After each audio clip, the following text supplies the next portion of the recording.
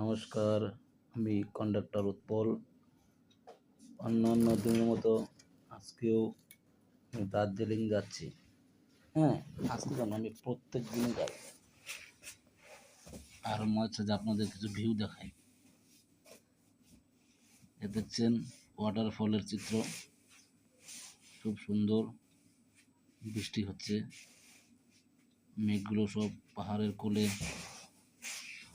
ভেসে বেড়াচ্ছে।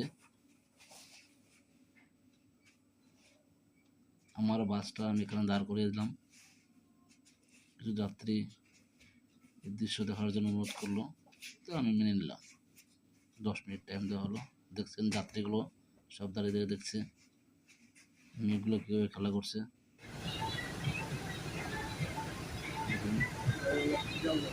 পাহাড় থেকে জল নামছে, রাস্তার সাইড ধস পড়েছে। বর্ষার দিন একটু একটু খাই।